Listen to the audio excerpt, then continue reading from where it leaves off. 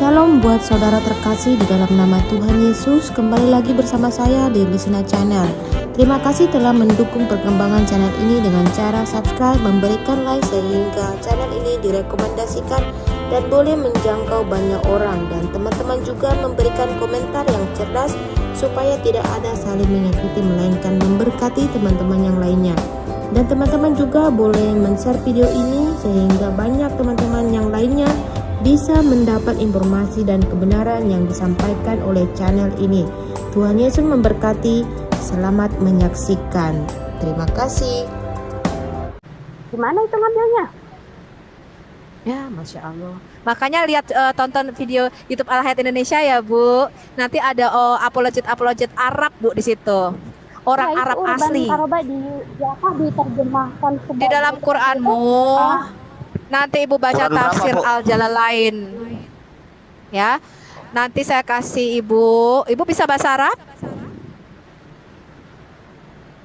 Enggak tahu juga bahasa Arab ya, repot ya. Nah, betul. Makanya saya kasih tahu Ibu, nanti Ibu nonton ya di Al-Hayat Indonesia YouTube arti kata Urban Atrobah. Saya akan upload videonya. Orang Arab asli dan akan membacakan dari buku Ibu sendiri apa arti Urban Atroba, artinya algonoch, yaitu pelacur. Jadi menurut Ibu, apakah di dalam Islam Anda dihormati sebagai wanita, di bumi sudah dijadikan tempat bercocok tanam, di poligami, di surga di poligami, bahkan dikatakan Anda adalah urban atrobah, pelacur surga. Menurut Ibu, sebagai muslimah, sebagai wanita, sebagai wanita, apakah menurut Ibu itu menghargai wanita? Menghargai wanita. Kenapa dia bilang menghargai wanita? Oh, jadi ketika Ibu dikatakan pelacur surga, urban atroba, menurut Ibu itu penghargaan dari Allah? Ya itu kan nanti deh saya cari dulu emang benar apa tidak yang kamu katakan itu. Yang jelas pasti dong. Kalau nggak benar saya ditangkap.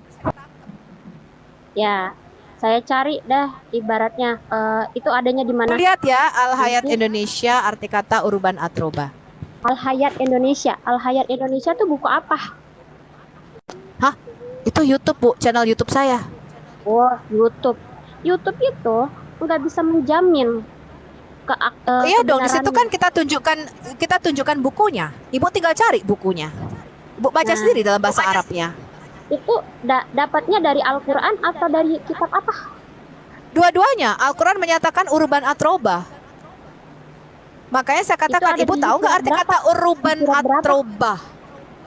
Ya, di surat berapa, ayat berapa? Bu. Nanti saya cari. Saya masih di luar nih. Saya cari.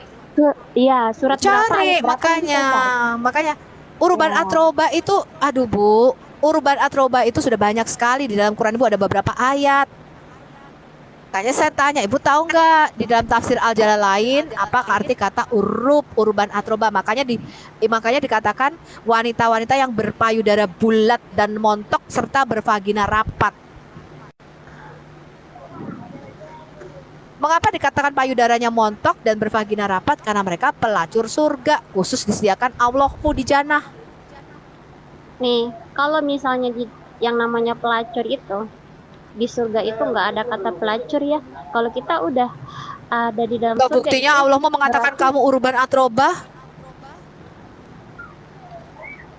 Iya, saya cari dulu ya. Saya nggak bisa membenarkan omongan Anda karena saya sendiri belum nyampe ke situ. Nanti saya cari. Ya, tentu saja. Nah, di sini ibaratnya di dalam surga itu yang saya pahami, yang saya tahu, orang yang bisa memasuki ke dalam surga itu adalah orang yang sudah tidak berhisap, maksudnya tidak ada dosanya dan dia bisa memasuki ke dalam surga. Oke, tapi mengapa di dalam hadis Ibu dikatakan gini, Bu, di dalam hadis Ibu tidak dikatakan wanita-wanita yang saleh masuk ke surga, bahkan Nabimu mengatakan wanita-wanita itu tempatnya paling banyak di neraka. Lah iya, makanya kan Ibu dengar gak kata ulama-ulamamu bahwa kebanyakan penghuni neraka adalah wanita-wanita. Nanti yang diekspor ke surga, yang ditarik ke surga adalah wanita yang berpayudara montok dan bervagina rapat. Menurut Ibu, kenapa di dalam surgamu bukan wanita-wanita saleh yang masuk ke surga, tapi adalah wanita-wanita yang berpayudara montok dan bervagina rapat? Kenapa kriterianya vagina rapat dan berpayudara montok, Bu, untuk masuk surga Ibu? Saya tidak tahu ya, karena saya tidak bisa membenarkan omongan Anda karena saya memang tidak tahu. Kalau misal alasan Itu kan ada di dalam hadis. Nih, dengerin dulu Bu. Itu ada di dalam hadis dan ada di dalam Quranmu. Kemudian ada di dalam buku judulnya Tamasya ke Taman Surga. Ibu nggak pernah baca hadismu? Kalau misalnya Ibu kalau sebentar, Ibu nggak pernah baca hadis orang, berarti enggak, saya tanya, Ibu pernah baca hadis nggak bahwa wanita-wanita dari neraka dimasukkan ke surga, yaitu wanita-wanita yang mempunyai payudara montok dan bervagina rapat? Ada mempelajari hal yang seperti itu. Nah, loh, itu kan ada di dalam hadismu di Sahih Bukhari. Itu ada di dalam kitabmu. Yang saya pelajari itu ada di dalam kitabmu, wanita-wanita yang berpayudara montok. Sekarang gini Ibu mau bertanya sama saya, apa Ibu mau membenarkan omongan Ibu? Di sini yang aku lihat. Saya tanya, kamu nggak tahu bahasa Arab, bagaimana mungkin saya bisa bertanya sama kamu? Sendiri itu bukan diskusi namanya. Kan tadi Ibu nggak bisa jawab Bu. Lah kan saya mau jawab tapi ibunya nggak ngasih kesempatan gitu loh. Saya tanya, mengapa di dalam surgamu kriterianya adalah wanitanya berpayudara montok dan bervagina rapat? Kenapa?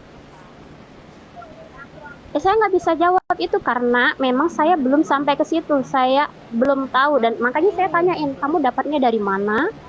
Adanya di surat apa? Ayat berapa? Itu sudah bukan rahasia. Apa?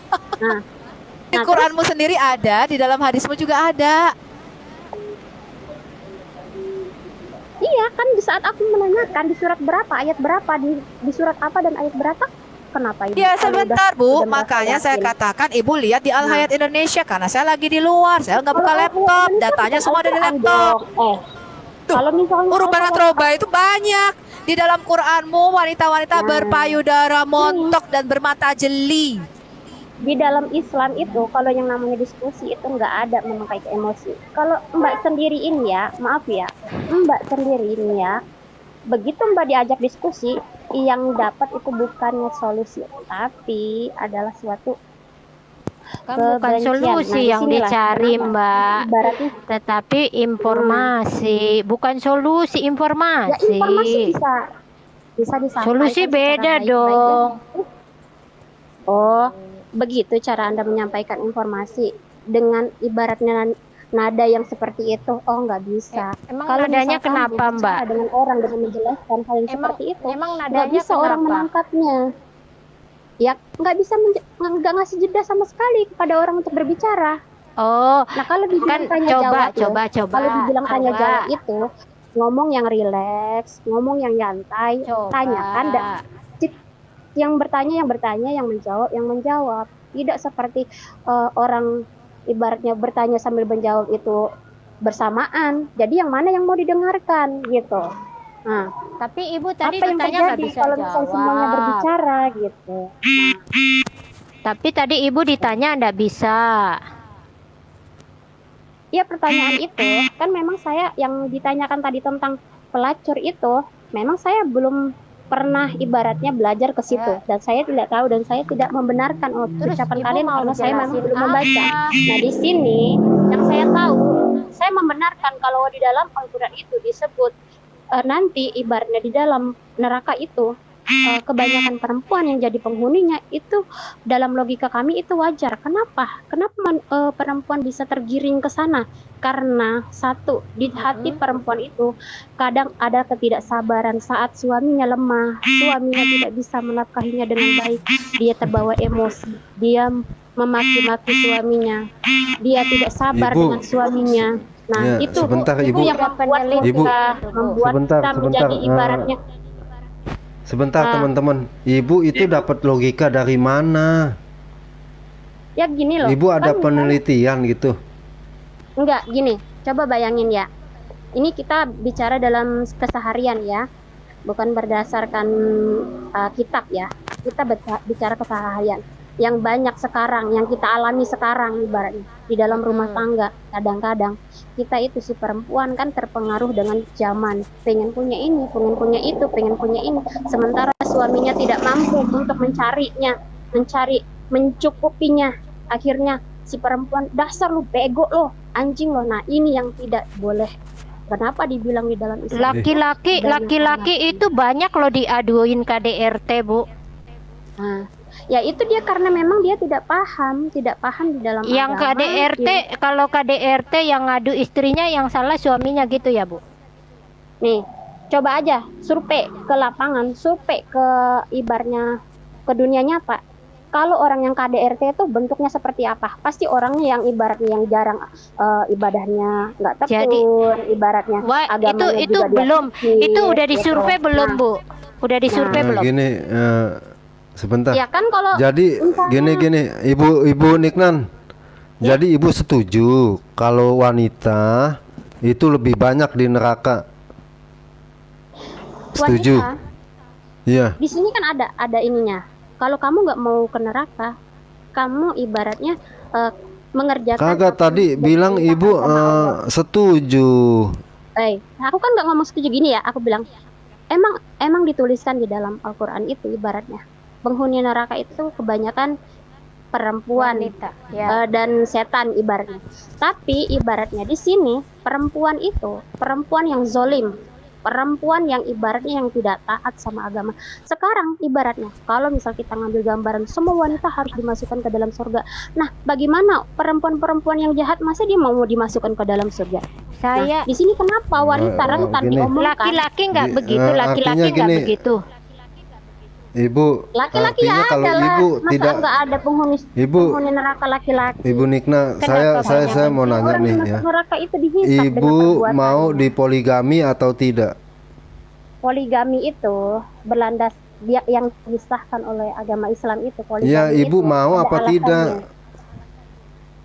Ya, Ya, kalau Ibu mau apa tidak? Nih, seumpamanya nih, saya tidak mampu melayani suami saya, sedangkan suami saya mempunyai Ya. syahwat.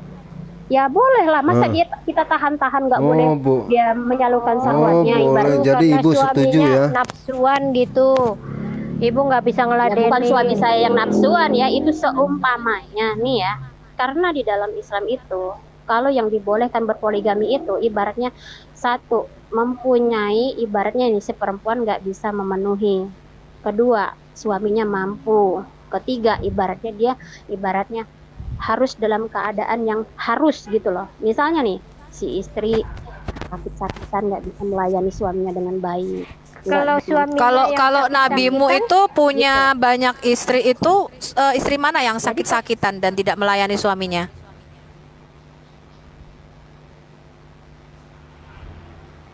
Nabimu kan poligami punya banyak istri. Kamu tadi mengatakan untuk poligami syaratnya istri sakit-sakitan, nggak melayani. Istri mana? Istri nabimu mana yang sakit-sakitan dan tidak bisa melayani suaminya sehingga nabimu tuh kawin banyak wanita? Ya kalau misal kita bandingkan nabi kita dengan manusia itu jauh derajatnya lah.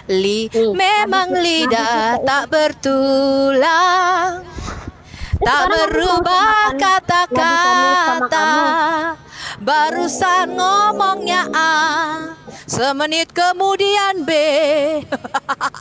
Itu dele jadi tiba-tiba tempe. namanya Ya, kan itu kan amnesia. Dalam di akhir ujung zaman. Ini loh kan Bu itu Niknan, kita Ibu walaupun perempuan, kata nabimu kan perempuan otaknya setengah. Tapi cobalah kita pakai full kapasitas otak kita ya. Saya tanya, Ibu mengatakan poligami itu ada syaratnya. Istri nggak mampu sakit-sakitan, ya kan? Nggak melayani suami. Nabimu tuh banyak sekali istrinya, budak-budak seksnya 61, wanita-wanita yang menggibahkan dia 61, belum termasuk budak-budak seksnya. Sekarang saya tanya, istri nabimu mana yang sakit-sakitan dan tidak melayani suami sehingga nabimu menikahi banyak perempuan? Oh, kalau masalah itu ya, kan Nabi itu diberikan kekuatan lebih dari manusia. Kalau misalnya kita bandingkan, kalau misalnya nabimu diberikan kekuatan 40 laki-laki ya, betul nggak? Tunggu dulu ya. Kalau Betul. laki-laki di zaman sekarang nih, zaman sekarang kalau dia punya istri 10, mampu nggak dia bersifat adil? Maksudnya dari segi Saya nggak materi, tanya dari itu. segi Saya nafkah nggak tanya batinnya, itu. dari segi nafkah lahirnya. Saya sekarang tanya, kamu tadi syarat poligami apa sih? Coba kamu sebutin dulu syarat poligaminya. Tadi katanya istri sakit, betul?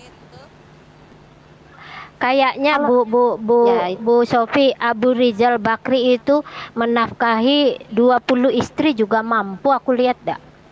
Nah, di situ kan yang diukur adalah kemampuan. Di saat ibaratnya nih, mampu nggak mampunya seseorang itu, kan di dalam rumah tangga itu ada nafkah lahir, ada nafkah batin ya. Nah, mampu nggak kedua-duanya? Nafkah lahirnya, nafkah Nah, batin. nabimu. Oke, kasih nabimu. Contohnya. Ya. Ya, saya kasih contoh. Kalau seorang perempuan kaya raya, Bu, dia mampu menafkahi 20 laki-laki. Suaminya sakit-sakitan, boleh nggak perempuannya poliandri? Perempuan itu lemah, rentan penyakit. Lu coba aja kalau mau lu kena Memang penyakit. lidah tak bertulang. Nah, sekarang kalau nggak Jadi, percaya, Bu, coba aja Bu, sama ibu Enggak, sendiri. saya Kalau dia tanya, yang 10 suami, kalau laki-laki, bisa enggak? sebentar, laki-laki istrinya sakit-sakitan kena stroke, kan dia boleh kawin lagi karena dia kaya. Dibalik sekarang, yang laki-lakinya stroke, ini perempuan kaya raya nih, konglomerat lah ya, dia punya banyak supermarket, mau nikah lagi, cari 5 lagi cowok berondong, boleh nggak, Bu? Iya boleh aja, silahkan. Suaminya stroke loh. Oh boleh. silahkan, Ayatnya di tapi mana itu, Bu? dikatakan Di dalam Quran ibaratnya ayatnya di mana? Dosa, gitu loh. Dengan catatan dia berdosa. Kenapa saya cowok tanya. nggak berdosa? Cewek berdosa. Hmm. Berat sebelah dong Allahnya. Ya enggak kan, kalau misalnya perempuan itu kan yang pertama diciptakan itu kan Nabi Adam adalah seorang laki-laki. Jadi perempuan itu diciptakan itu hanya sekedar pendamping supaya seorang laki. Sekedar kese. Oh, enggak juga sebagai kesih. Kenapa kamu mengartikan jadi sebagai kesih? Sekedar pendamping. Pendamping. Yang namanya pendamping itu duduknya di samping loh, bukan kesih di bawah.